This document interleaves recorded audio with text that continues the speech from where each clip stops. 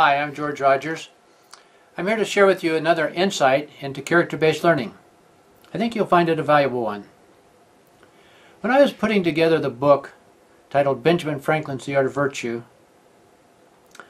I was interested to note that Dr. Franklin seemed to have consciously developed, several distinct and deliberate ways of processing information that were to prove highly valuable to him throughout his life. For example, when he was a scientist, and as he was in his scientific research, for example, electrocuting a turkey to see if it would taste any better, or striking a whirlwind with a whip to see if he could break it up, or attempting to light a fire to a pond that had an oil slick on it. Now, he didn't understand what the oil slick was all about, but that's what he was trying to do, was to understand why some bodies of water could be lit on fire.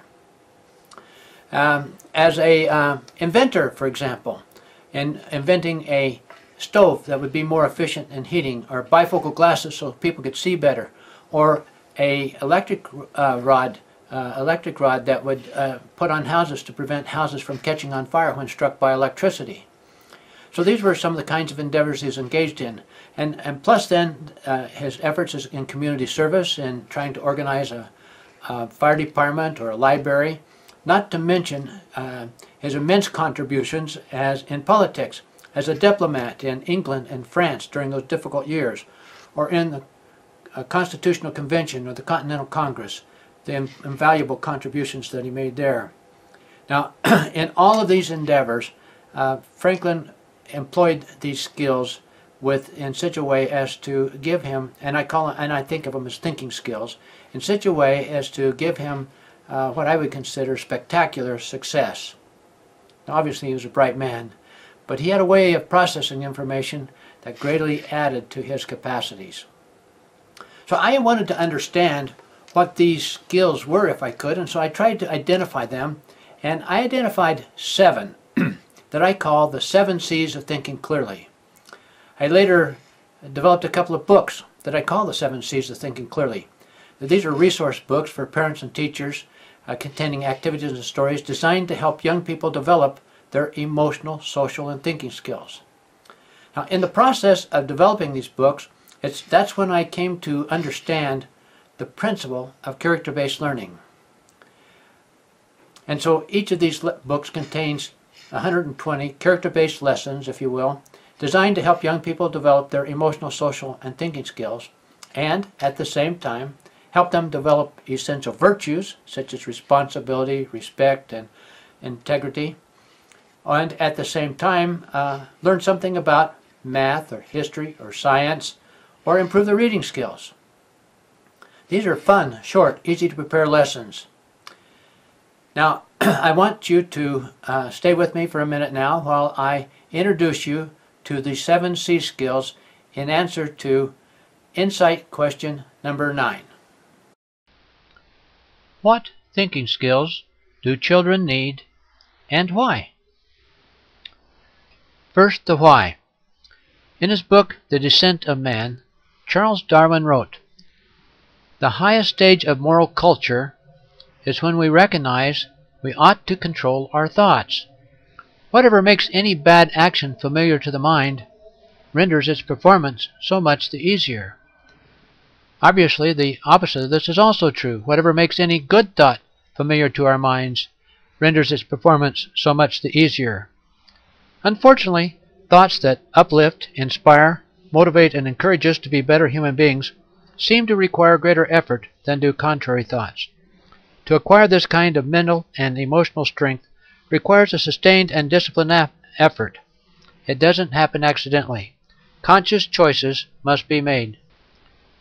One of these choices is the choice to develop 7 specific thinking skills: criticism, creativity, curiosity, communication, concentration, control, and correction. I dare say that few of us have consciously made that choice, and I suspect that most of us are deficient in one or more of these thinking skills. But that doesn't mean that we can't make that choice, and it doesn't mean that we shouldn't teach our children to make that choice. Criticism is the ability to analyze, consider, study, question, compare, and form accurate judgments of value and worth. This skill enables us to consider what makes most sense and determine what best. It helps us to form good judgment in estimating the values of things. Creativity is the ability to imagine, originate, invent, and create new things. When a person needs a new tool or machine, it's up to creativity to invent it. When there's a problem to solve, it's up to creativity to figure out how. Creativity also helps people write beautiful music, great literature, paint pictures, and design buildings. There's very little around us that did not require creativity to bring it into existence. Curiosity is not only the ability, but the desire to wonder, inquire, explore, and seek out new information. Curiosity's job is to find out how things work and why things are the way they are.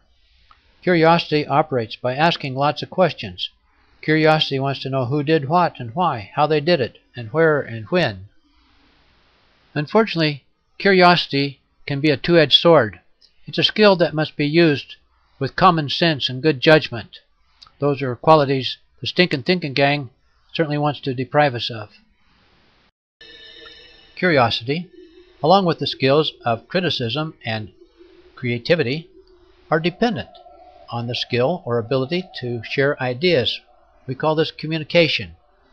And knowledge through communication is acquired through the processes of listening, speaking, reading, and writing.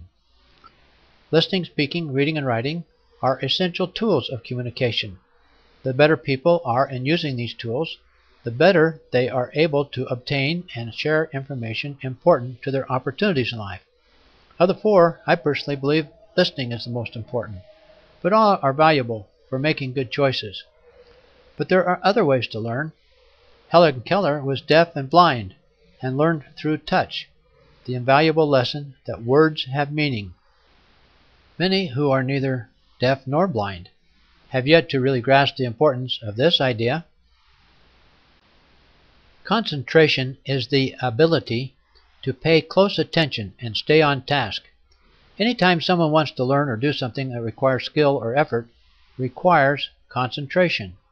Almost nothing of any real importance is ever done without concentration. Unfortunately, the ability to concentrate is becoming a lost skill among many youth. It is critical that somehow we help them develop this skill. Control is the ability to govern one's thoughts and feelings. The thinking skill of control has two jobs. First, it helps us to keep our emotions in check. Without mental self-control, the stinking thinking gang can take control not only of our thoughts, but also of our feelings. When this happens, people say and do things hurtful to themselves and to others. Secondly, control helps us to focus our thoughts so that we can concentrate and accomplish things of importance and not just mentally wander around aimlessly. Finally, we come to the skill of correction, the ability to make necessary changes in one's beliefs and choices and actions in order to improve results.